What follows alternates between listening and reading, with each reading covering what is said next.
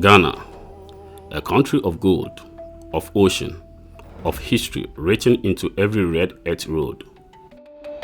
But beneath the modern rhythm of its cities lies something older, something that predicts the churches, the mosque, and the shopping centers of Accra and Kumasi. Here, in the Ashanti region, tradition is not a memory, it is a living practice. We are traveling to a small community named Asokore Bomso. On the outskirts of Kumasi, it is a place most visitors pass without a second glance. But behind one of its gates lives a man locally known as a traditional priest. His name is Nana Mensah. For generations, before any foreign faith arrived on these shores, communities across Ghana turned to men and women like him, priests, custodians of rituals, keepers of a spiritual system built on ancestors, deities, and unseen forces believed to shape daily life. Today, we step into this world, not to judge it, not to promote it, but to witness it exactly as it is. This is a journey into belief, ritual, and tradition still practiced behind closed gates. This is Asokore Bomso.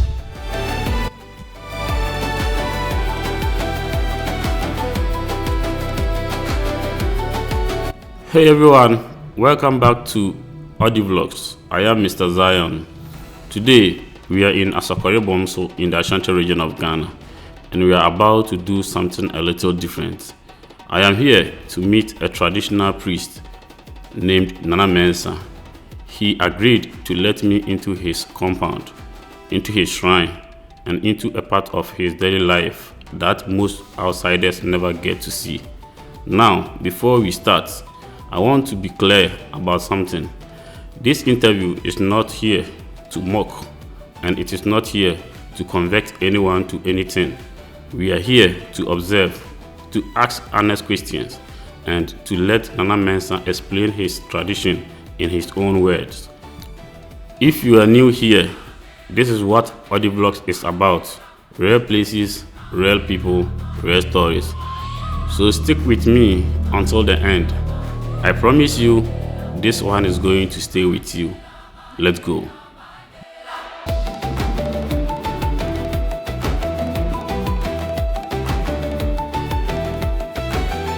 Just past the gate, the first deity stands watch.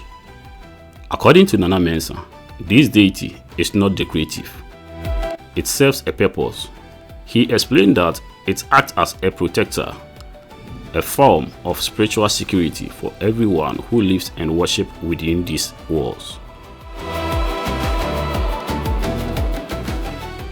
Why is it that every shrine, palace, or spiritual homes has this altar with a laterite rock at the entrance?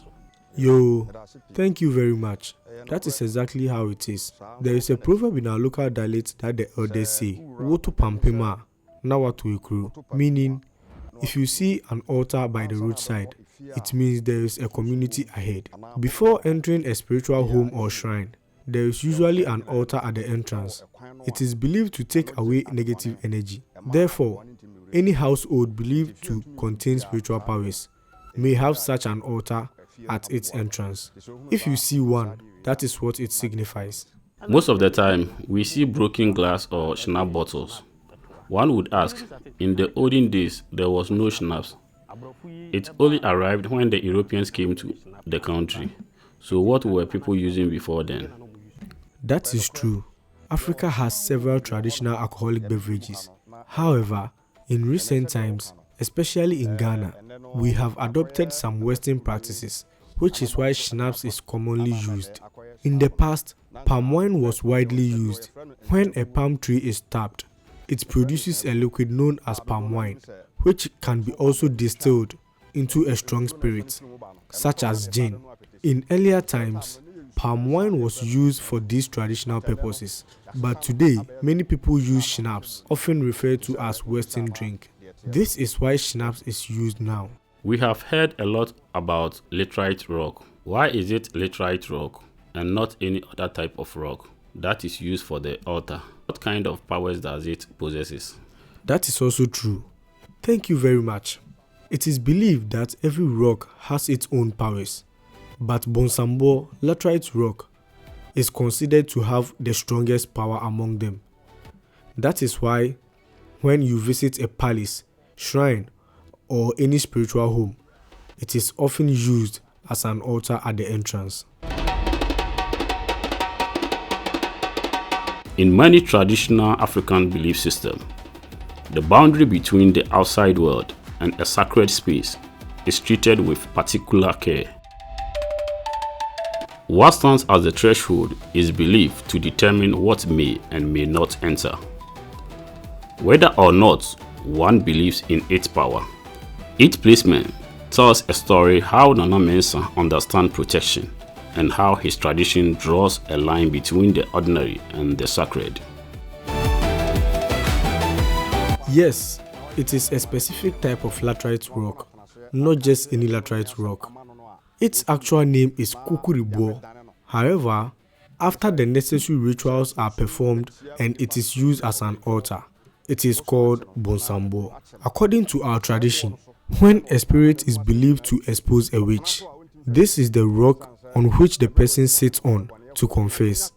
It is believed that once the person sits on it, they cannot hide their wrongdoing and must confess every evil act they have committed. This is why it is called Bonsambo, although its original name is Kukuribo. We can see a spear, a knife, and the altars smeared with white clay.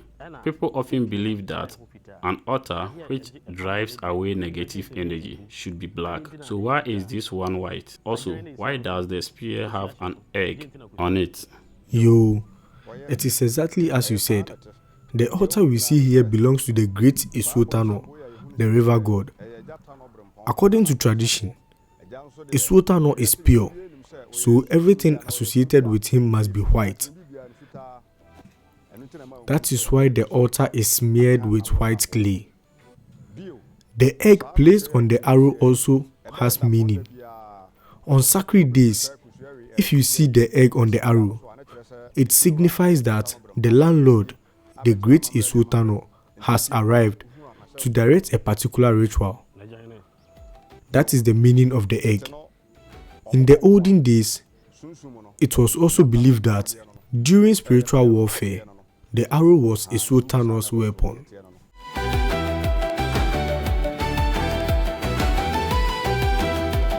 Deeper into the compound, a second deity stands in an open space between the buildings. Nana Mensah introduced it briefly, without ceremony.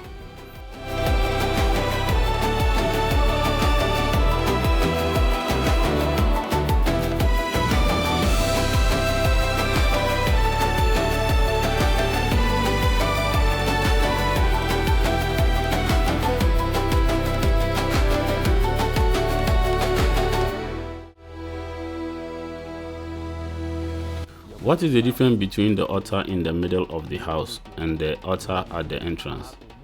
The rocks used for both altars appear to be different. Yo, thank you very much. Nana, what you are saying is true. When you see this altar, it signifies that it belongs to a spirit. It is where offerings are made and rituals are performed. As I said earlier, every stone has its own power. So a laterite rock cannot be used for this altar. This particular stone is called Boba, and its power is also unique. This is where, according to tradition, the spirit was brought to sit before its rituals were performed. The spear on the altar at the entrance has an egg on it. Why does this spear have a bullet on it instead? Thank you very much. If you look right in front of us, you will see many bullets on the ground. According to tradition, this is because the spirit is a warrior deity. It is believed to use a gun in spiritual activities and warfare, which is why bullets are placed on its spear. That is what they represent.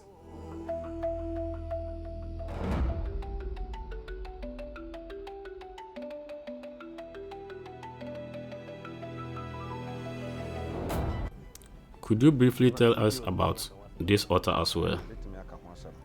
Every spirit is believed to have its own altar and way of appearing.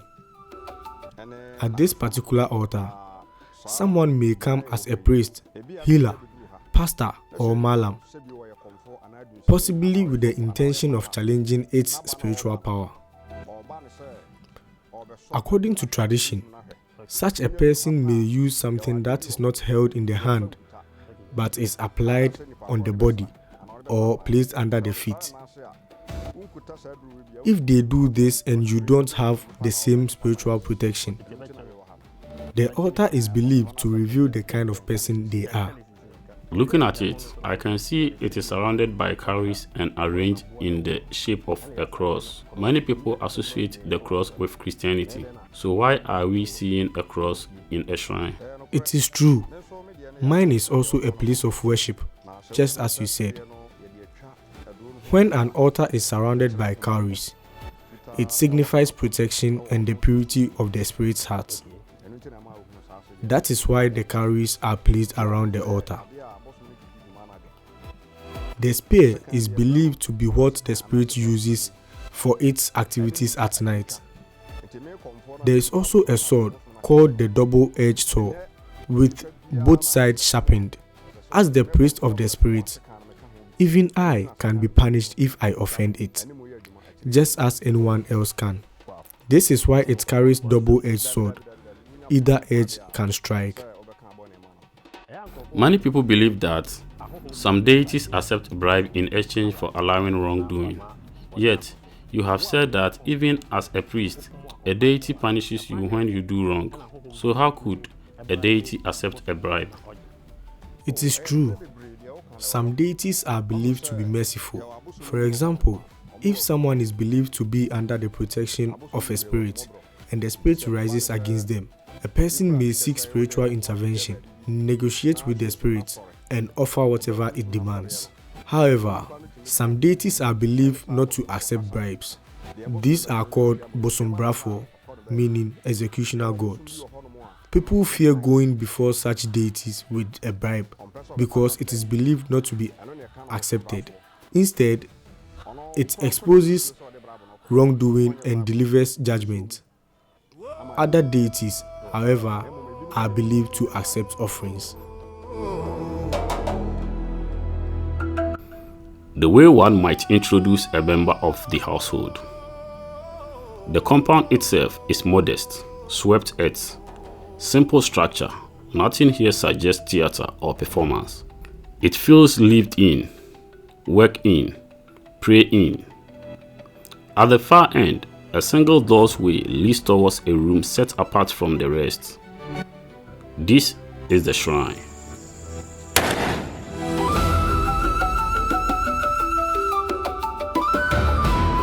Nana, we look to our right. I can see some clothes and other items hanging there. Why are they hanging here? It is true.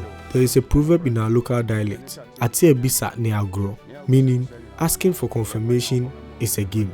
I will answer questions that I am permitted to answer, but I will not speak about the matters I'm not permitted to disclose, because I take instructions from the gods. Another saying is, "Yepa ebehunu nti na yechichere bo na yasani mu akohwe," meaning if you don't want to struggle to look for something, gather and tie everything together at once.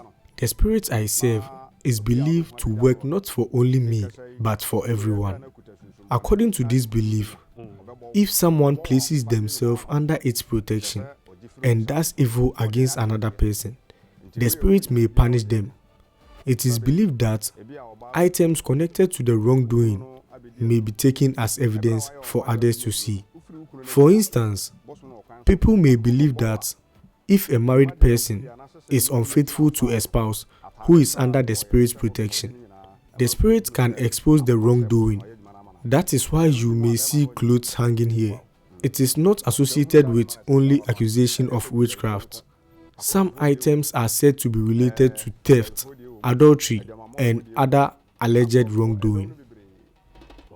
In today's world, many people believe that African spirituality or the African traditional religion is devilish, as it is often described by churches and some other religions. Why do you think this perception exists? From everything you've said, it seems that the deities do not tolerate wrongdoing. If that is the case, why do so many people today believe that the African traditional religion is devilish? Thank you very much. Some people say that African traditional religion is foolishness, but that is not my view. As someone who serves a deity, I believe its rules require discipline and respect. For example, if a married woman comes to seek help, I am not allowed to approach her personally. That responsibility is given to the linguist. I follow these rules because I fear God and I understand God as a spirit.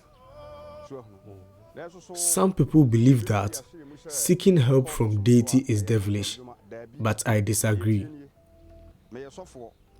In any religious or spiritual setting, leaders must not misuse their position of trust. For instance, if a pastor is caring for someone's wife while she is vulnerable, he must respect clear boundaries. Any relationship or sexual contact without free and willing consent is wrong. In my belief, a pure deity rejects harmful and immoral behavior. This is what traditional religion means to me: discipline, accountability, and avoiding wrongdoing, not foolishness.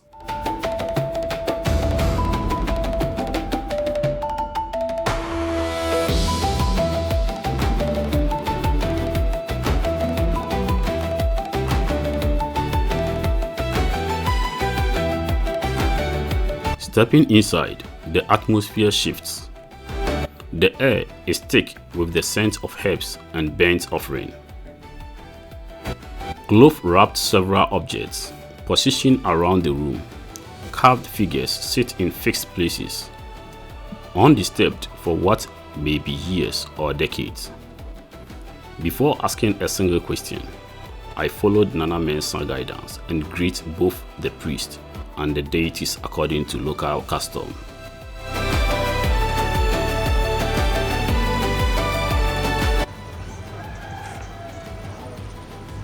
Ago.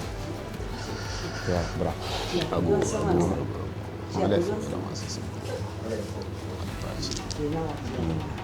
So we say, who say me baha na magakoto mpanyimfo anim na mache omo na madom wase.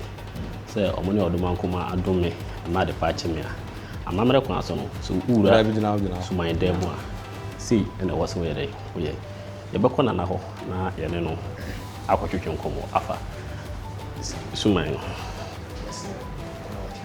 chanye bichawo wacha pom pacha me pese me chana na no na me na na di nkomo sa kwanya ho ha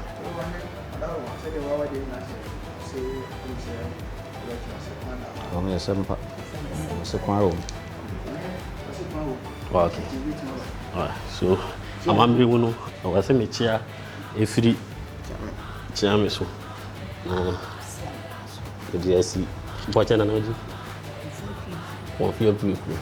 That's won fo nya ako. Na Nana Mensah sabere makupu duru for. Yeah. Confirm. Ade. Wow. Tichami, that's it. It is a small gesture, but in this space, it matters. Respect here is not assumed. It is offered deliberately at the door. Only once the greeting is complete does the conversation begin.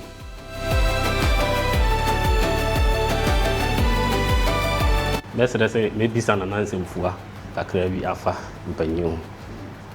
Amamre so no oba amamre fia ontumi free prekope na onchia opanyini.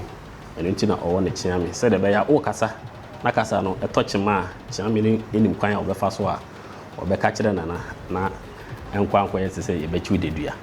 Eno nti na ye wo nana chia me o na maybe san Nana Mfua bi efa aboso ho na besere so obehwe bi na so afa mu aba se de be ya okoba bi sa onkoya mfumo so ana ye ba no ma wo se ye ba ye bekoto na ya bechia mpanyimfuo obi beka se ohunu nipa bi ate ha eye suman na makui na da ho eti die na kire se chia wo chia no wo chia abosom no jo merase pi asam na ogusa no mpani so di nkwati afram nkosirim sanse afram odasirim nti kwambia so oba na bewura edan we mu a edan na ye bosom no ankasa a te ho no ne dan nti ebra waduru ha pe ese fata se okonanim awo obu ahombrase ene anidie echia no ansa na adwumadi bi apeso de bi watimadi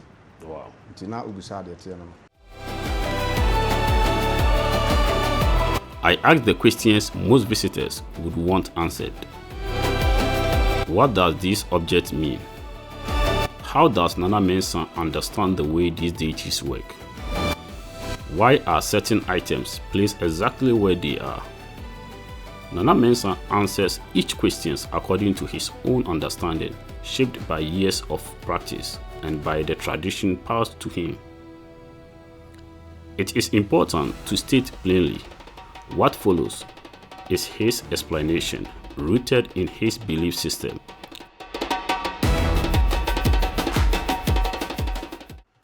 One may ask, what is the name given to the mode in the Akan dialect or Akan tradition? The name most people recognize is bosom, which means deity. However, every deity has its own name given by the creator.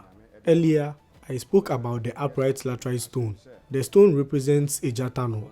A Jatano is a deity and is also known as an executioner god, one who carries out justice. A Jatano is known by several names, including Kofi Jijireji, Bema Kese, and Bofo Gidigidi. That is why people say a Jatano responds swiftly to problems. I want to ask this question because I have visited several shrines and noticed something interesting. The room where the deities are kept are almost always built in circular shape rather than with the 4 square walls we are used to in our home. Why is that? It is true. As a child, you are never greater than your mother. Even if you grow old, you can never give birth to her. In the same way, there should be a distinction between a deity and its children. You would not build the same type of room for both. There must be a difference. That is why the rooms of the deities are built differently.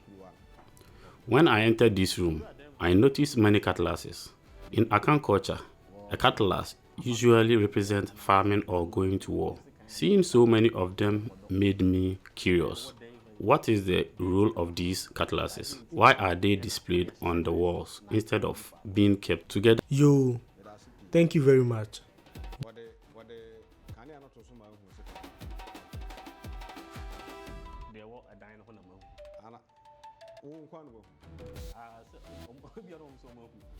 This is what it means. The deity is regarded a warrior.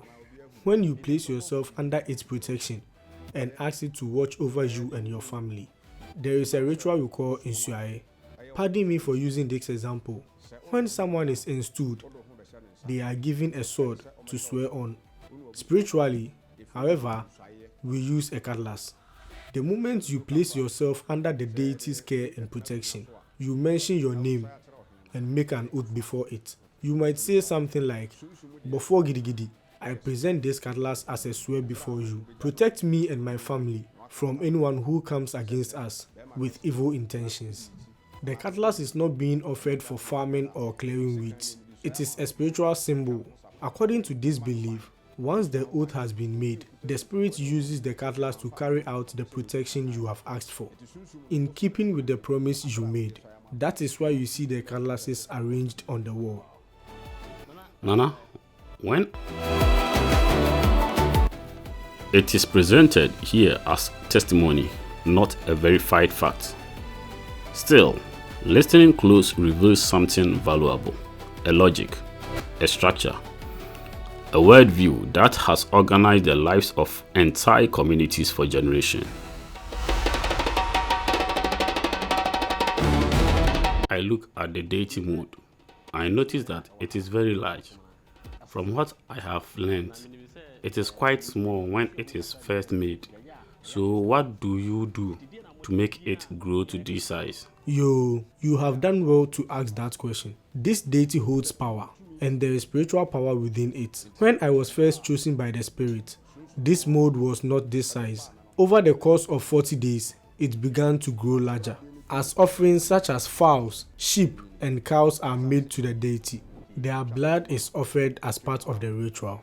According to this belief, as it receives these sacrificial offerings, the deity mold continues to grow bigger over time. Who is not permitted to enter this room?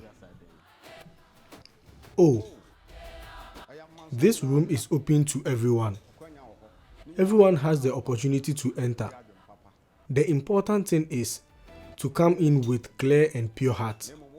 As long as you have no bad intentions, you are welcome to enter. But as I said earlier, if you come with evil intentions or a bad spirit, the deity will not allow you to enter.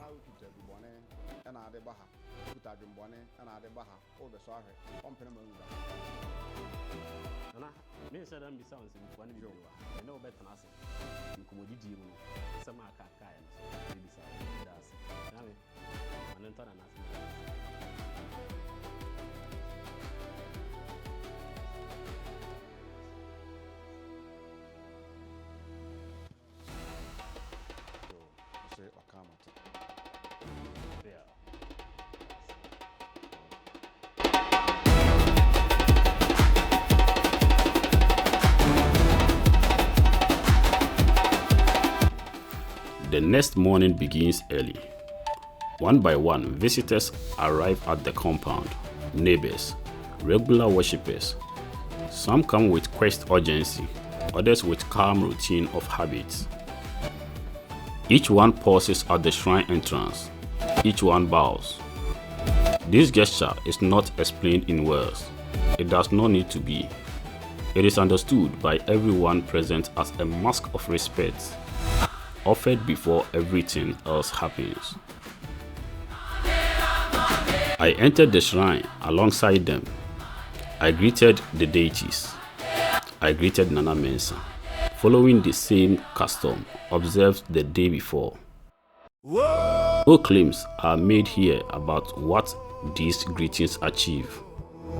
Only that, for these visitors, the practice is real, consistent, and central to how they begin their day.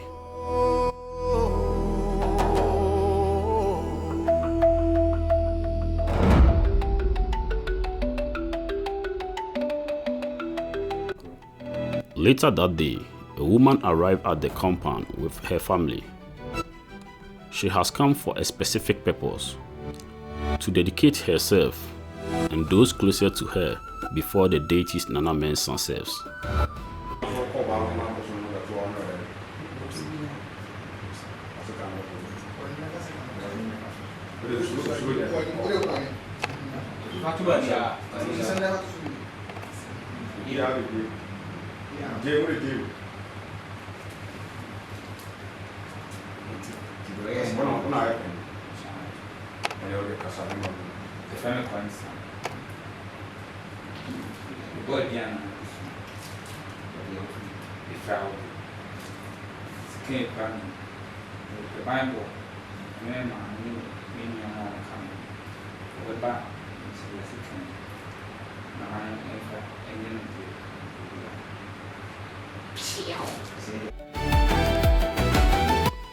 Nana Mensah invited me to observe.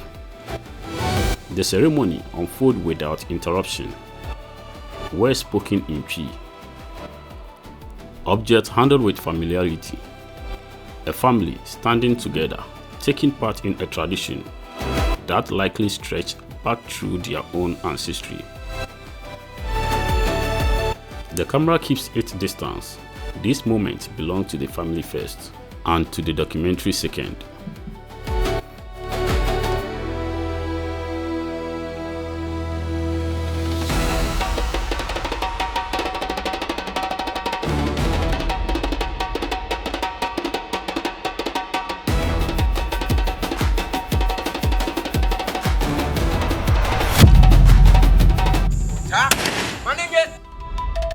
With the tour complete, I sit down with Nana Mensah for a direct conversation.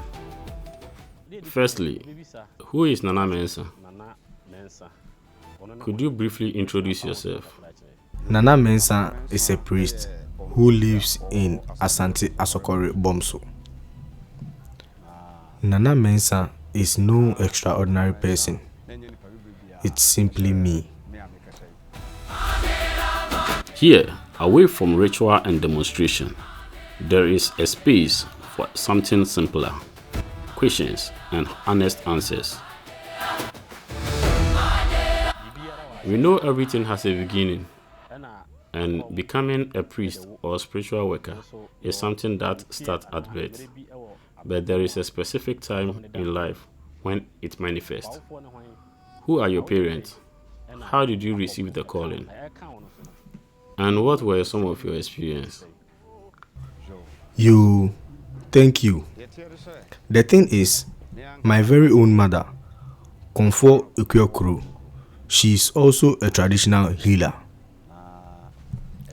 There was a time when I was growing up, I used to see things, and when I saw those things, I told my mom about it. Because she was older, she knew what was going on.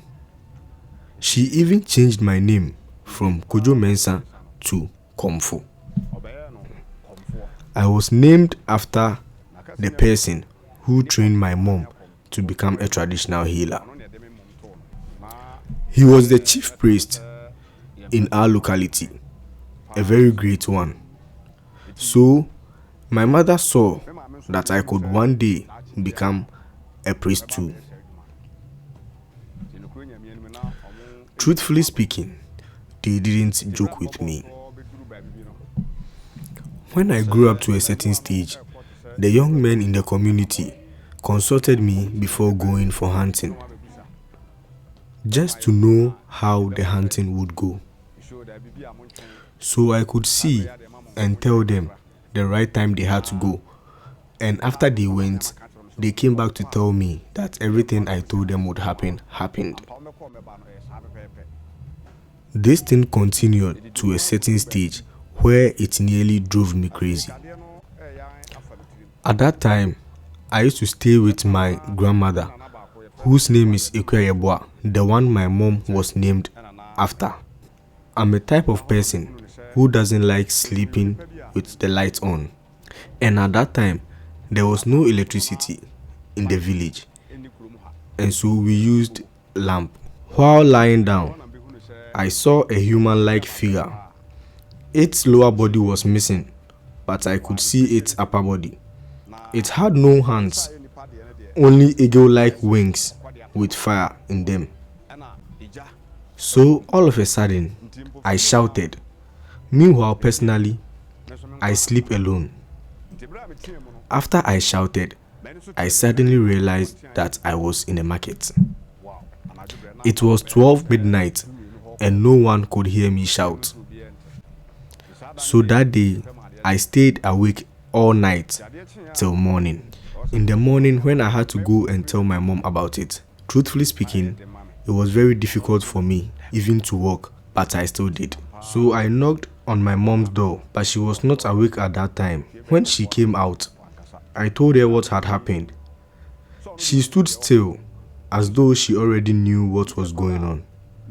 Growing up, I was very brave. I loved hunting and setting traps for animals. After that, I started hearing voices speaking to me. I could not see anyone, but I would respond. And it felt as though we were having a conversation. When I was alone in the bush, the voices seemed to appear and speak to me. Even while I was setting traps, it felt like someone was trying to help me.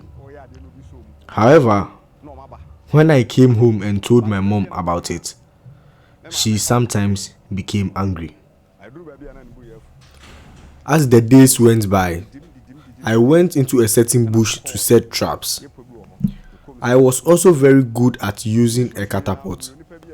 Unknown to me, the place was an ancient shrine. While I was setting the traps, stones began flying past me one after another.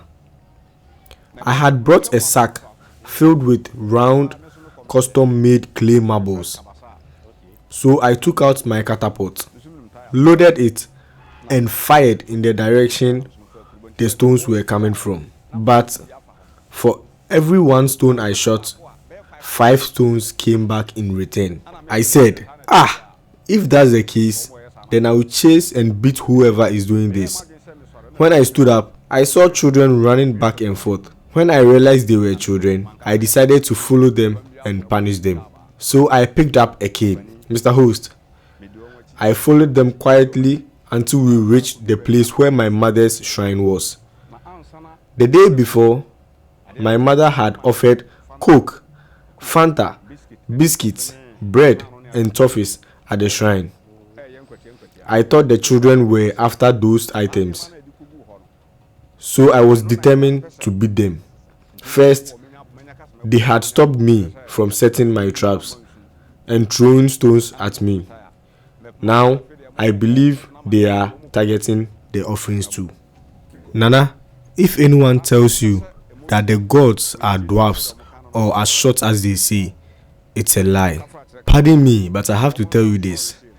They have longer fingers and their palms are very wide and big compared to that of humans. The place was sort of a junction. So when I got to that junction, I saw someone sitting on the ground with the lower part of his body covered with leaves. I still didn't know it was the gods showing themselves to me at that time. He had crossed his legs. He had big calves and he was dark-skinned. In fact, he really looked handsome. I greeted him, but instead of responding, he extended a handshake and I shook him.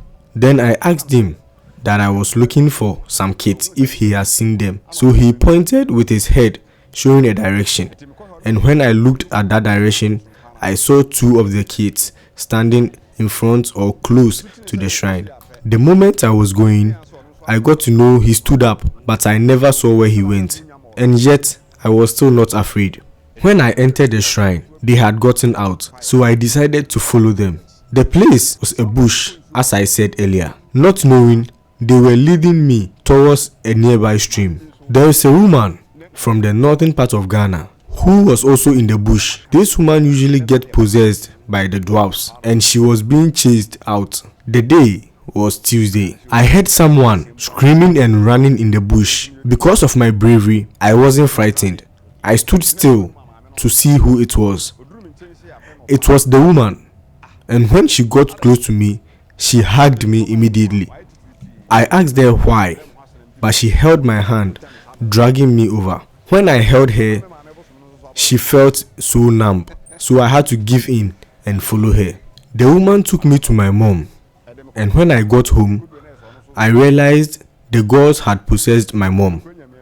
And when she is possessed, they call me Ejayere. And they said, Ejayere, relax.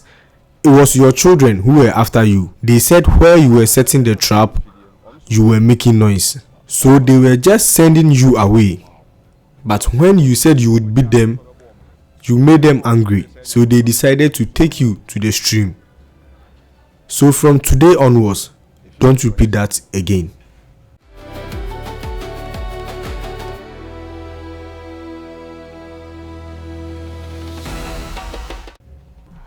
So the rituals that was supposed to be done for me was done. Not long after that, my mother was making some rituals, and during the rituals, I was given a sword to go and dance. And I'm a person that never likes entering the shrine. Even when I come back from school and I get to see that the spirit has possessed someone, I don't use the front door, but I pass through the back and use the window to enter my room because I never wanted to see any of the gods. When I took the sword to go and dance, immediately I got to the front of the shrine. I heard a voice calling me behind. As I turned back, I never saw anything again. After some time, I regained consciousness and I saw my uncles holding me side by side. I was soaking wet. Then I asked them, "What's going on?" And their response was, "Nothing." So I said, "If nothing, then how come I look this way?" Since then, my man, I could never sleep. I could never walk alone. And so my mom and her people had to do something about it. After further consultation, it appeared that the river god, Isuotano, had chosen me. One day, I was weeding on the farm when a man arrived carrying 2 sacks, one on his head and another on his shoulder. After greeting me, he set down the sack on his head but kept the other on his shoulder. He said, "Young man, when you go home, deliver this sack to your father." As I mentioned earlier, I was not easily frightened, so I asked him, "What should I tell my father so that he will know you sent it? There are many palm wine tappers in this area." He replied, "Tell your father that it's a frifa." I carried the sack and continued weeding. When I got home, my father was not there.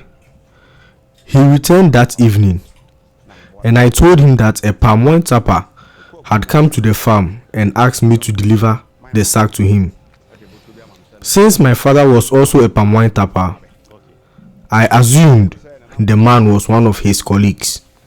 I added, "He said that if I mentioned a frifa, you would know who he was." My father stood still for a while and asked, "Where is it?" I told him it was in the room. He had knowledge of traditional spiritual practices through his family. So when I brought out the sack, he did not touch it. Instead, he asked me to bring alcohol and a glass cup. He opened the bottle and began pouring libation. I was shocked and I asked what was happening, but I was asked to leave. After he had finished, he asked me to describe the man who gave me the sack. When I did, my father told me to greet him. Kai, that evening, while I was lying in my room, I thought I saw the same man I had met on the farm, carrying sacks on his head and shoulder. I became frightened and wanted to run. Later, my parents took steps according to their spiritual beliefs, believing that certain spirits wanted to possess me. They said the sack contained a mold connected to my spiritual powers. Because of this, they placed me under the care of the chief priest, Komfo Kofi. May his soul rest in peace. He handled me with great care and took his responsibilities seriously. When we arrived, there was a deity called Oheneba possessing someone. Mr. Host, when the possessed person looked at me, it was not a joke at all. The spirit left the person and was invoked again 3 times. On the 4th occasion, it was explained to me that the spirit possessing him was a female spirit, married to a male deity. The female spirit had to leave the priest so that the male deity could possess him. My intention was to speak to the priest and ask him to banish the spirit that was said to be possessing me. because I did not want to become a priest. My mother was already a priestess, so I did not want to follow the same path. That was why we had gone there, to get rid of the spirits. According to what was said, before anything else could be done, we had to visit my grandmother's shrine and grave to pour libation. We waited for the priest to regain consciousness. When he did, he sat on his stool. After a while, he looked at me, looked away, and smiled. He called, "Mensah." I replied, "Ija." He asked me to bring a bottle of alcohol and a glass cup. I poured him a glass. What surprised me was that the alcohol remained in his mouth. Then he spat it a great distance toward a building. He called my name again and asked me to kneel before him. He looked steadily at the crown of my head, spat the remaining alcohol onto it, and said, "Mensah, you will become a priest." I pleaded with him to do something about it, but he said there was nothing he could do. I tried to convince him, but he insisted that it was impossible to avoid. He told me, "It's a priesthood. Do not say it's your mother's spirit that has come upon you. You and I are under the same spirit. Go and find your father, then visit your grandmother's grave and shrine, and offer her alcohol." So I said, "Oh, that's a good news." I thought that when we got there, I would tell the spirit to leave me alone, protect me, and make things work out for me.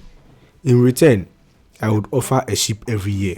Mr. Host, whenever I visited a shrine and returned home, the spirits would trouble me for up to 3 days. So we went to a shrine where many people had gathered around a particular deity.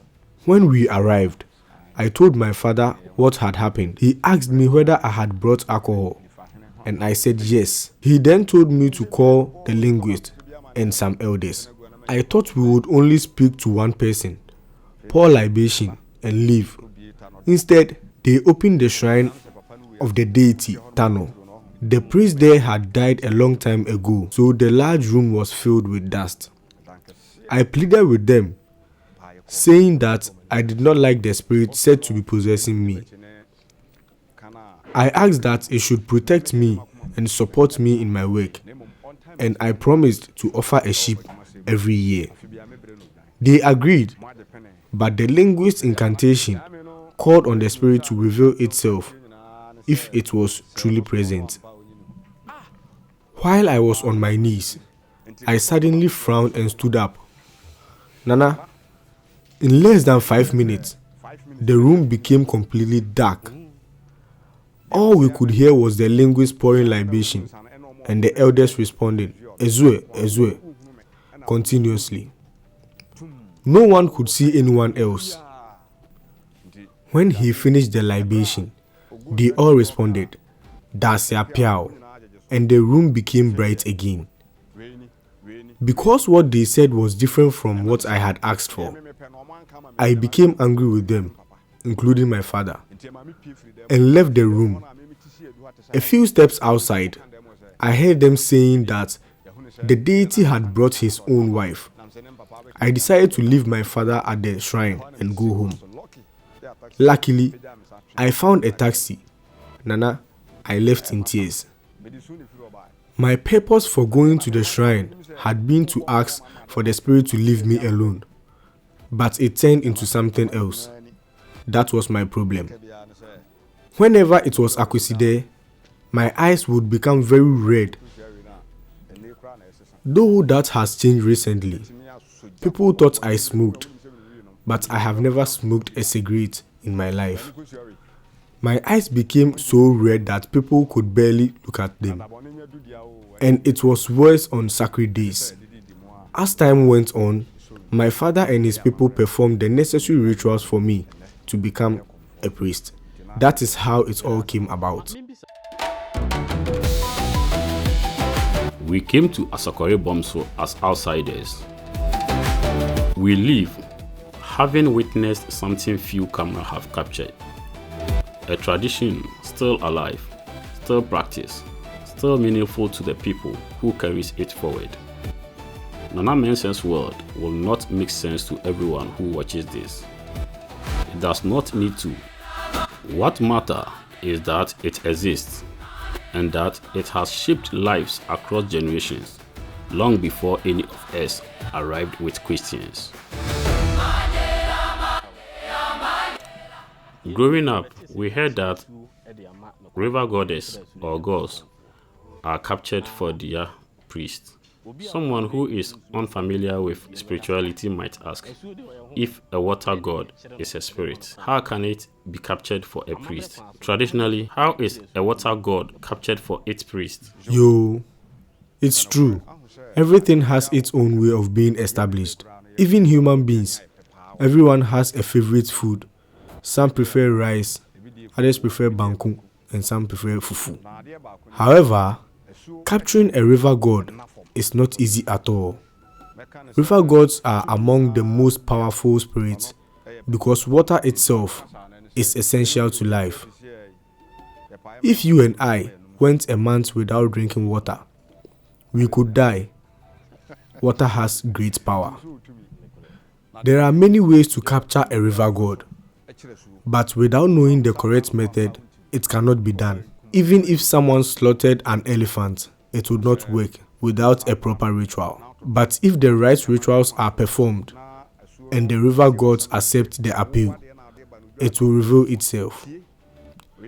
Many people misunderstand this and think it's simply about placing items in a pot and slaughtering animals. That is not true. Nana, after the rituals are performed, the spirit gives notice before it appears so that preparations can be made. Sometimes it emerges from the water and spins because of the interaction you had with it. Bringing it into the house is not a simple matter. And at times, it does not even come directly to the priest for who it is being captured. But when it arrives at the house, it finds the person it's meant for. After the necessary rituals are completed and the river god accepts, it may appear in the morning, afternoon, or evening. It comes in the form of fire. Nana, I once captured a priest river god in my house. For 40 days, it did not land. It flew and spun continuously in the sky, and everyone present witnessed it. I always want things done openly, with witnesses. However, I caution people not to repeat everything they see. During the ritual, I sit on my stool, while a family member of the priest and the linguist are also present. Every priest is given a linguist. When the spirit arrives, it lands, and wherever it lands may burn. Recently, I stopped trying to hold it. I have medicine, including one called kadro, which reduces the fire before it can be handled. But I personally will not touch it. Sometimes, after the rituals, the spirit is ready to come down, but cannot because some required items are missing. In that case, I consult the higher deity for guidance. He may ask for palm wine or other items. The linguist goes to get them, and I am instructed on what to do. Then the spirit lands for everyone to witness. When it comes down, it is covered with certain leaves and placed in an earthenware bowl before being sent to the river god. This is why it is important to find a trustworthy priest. Otherwise, a dishonest priest may take what belongs to you and give you something else, keeping the spiritual power for himself. Finally, the new priest must learn the kind of river god that has been given to them. Another priest may be possessed so that the new priest can observe the river god, learn what he likes and dislikes, and hear its instructions. Some things may be said only to the new priest, because that is the person the river god is meant to stay with. After the final rituals, the river god dispossesses the other priest, and the new priest is conjoined with the river god. By customs, the person's family members must be present. All the required herbs and items, some of which I prefer not to mention, are gathered. The priest's father or another relative must be present. Although the priest's eyes may be open, he cannot witness what is happening because he is possessed. He regains consciousness only after all rituals have been completed, and sometimes this can take up to 3 days. After all preparations and rituals are completed, he becomes fully an initiated priest. So, if you ask how a river god is being captured, this is how it is done according to our tradition. Let us look at this traditional priesthood. We hear the saying in our local dialects, "Akoma ko ama atuncha," meaning priesthood is gone and only the dances remain. In the past, you could easily identify a priest by their appearance. Today, priesthood has become so common that almost everyone claims to be one. What are some of the qualities we should see in someone before we can truly call them a priest? Thank you very much. We have signs, teachings, and appearances that identify a person as an Okomfo. For example, among the Atanofo, our dreadlocks are cut, while those of other groups are not trimmed. On sacred days such as Akweside, meaning Sacred Sunday, and Sacred Fridays, certain traditional substances are applied to the body. There is also a designated place where one is seated, and during those times, no one else is allowed to come close. We often hear about spiritual fortification. What is spiritual fortification, and how does someone become spiritually fortified? When we say someone is powerful, as I mentioned earlier, it may mean that the person is believed to have a third eye, psychic ability, and knowledge of how to combine herbs to help others. For instance, if I pluck this mango leaf and whisper onto it, telling it what to do, and it does it. If I ask someone to stand on the herb and they stand on it, and I request for a gun and shoot them, all the bullets fall off. They cannot penetrate. What is it? This is what we call spiritual power. We have heard of angels, dwarfs, marine gods, and other spiritual beings. Which of these spirits do you work with, and how many do you work with? As for me, I work with many of them. There are many different spirits. I work with a river god, dwarfs, and executional deities. Working with all these spirits, what precaution do you take to avoid bringing problems upon yourself? That is what I've already mentioned. In my view, anyone who wants to engage in spiritual work must have these abilities. If you cannot see or hear the spirits, it can be dangerous, especially when you serve powerful deities with different needs. For example, one deity may dislike pepper on Wednesday, while another may require pepper on the same day. If you cannot hear their instructions, you may give the wrong offering to the wrong deity. That is why when I wake up in the morning, I move from place to place, following the instructions I believe I receive. For instance, I may hear Opia, wake up, go and give kola nut to Ejeku, but do not use your right hand. I go and do exactly as instructed. Then, as soon as I finish, I may hear another instruction. Opia, you are not done. Go to the deity Grumade and give him this. If you cannot see or hear these instructions, how will you know what to do? Simply pouring libation for the deities every day may not be enough. That is why I believe spiritual work requires guidance, understanding, and discipline. When someone comes to you with a problem, how do you determine whether it is spiritual, medical, or destiny related? Similar to how hospital makes a diagnosis. Ayo, that is what I explained earlier. The main point is that if you have a third eye, you may not need cowries for divination. I can use cowries, herbs, kola nuts, dust, or eggs for divination and consultation to understand people's problems. Even when I travel, I do not carry anything with me. No rings, no special objects. But when someone comes to me seeking divination, I believe the spirits communicate with me immediately. My attention shifts, and I am told that the person standing before me is the one the spirit had mentioned. When I see the person, I may lower my head as though I've not seen them, so that I can carefully listen to what the spirit tells me. That is why I say spiritual work involves both eye and the ear.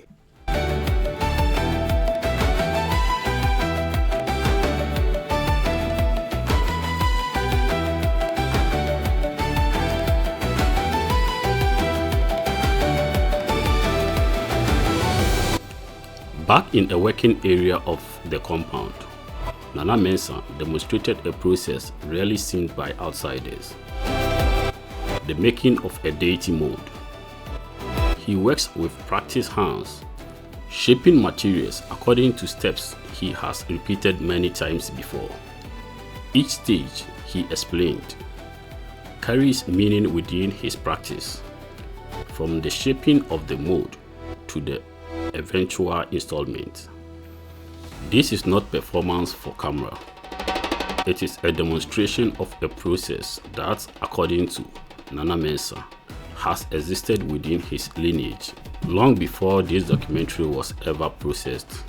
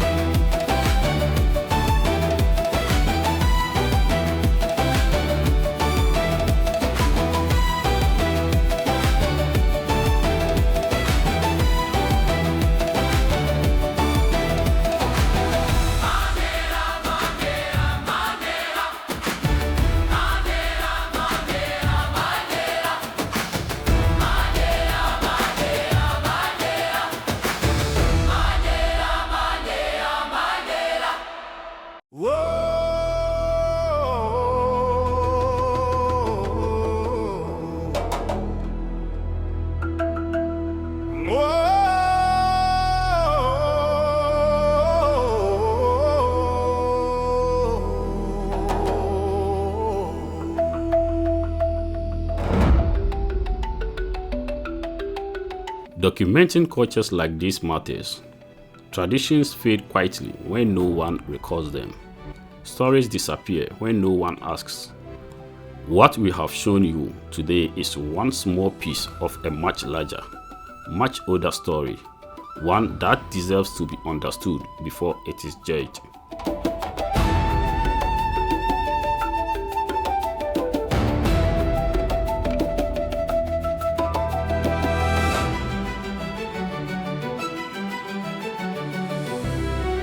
In conclusion, what would be your final message to Africans who believe African spirituality is devilish and have abandoned their ancestral traditions? Thank you very much, Nana. What I would like to tell viewers is this: anyone from a traditional or royal family whose customs involve deities and family stools should not abandon those traditions carelessly.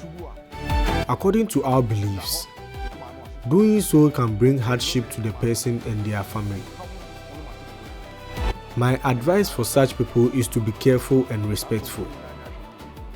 There's an elderly saying, Bomini and Kamea Asembiara Niho. If you do not wish to serve a deity, leave it peacefully as it is. At the right time, it is believed that the deity will choose its own priest and return to assist the family. Wherever you come from, wherever you believe, we hope this journey gave you something to think about. Thank you for watching this OdyVlogs documentary.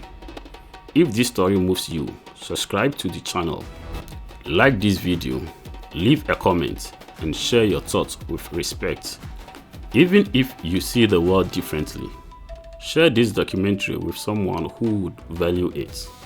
And if you enjoy this journey, more documentaries like this one are waiting for you on OdyVlogs. This is Mr. Zion. Until the next journey.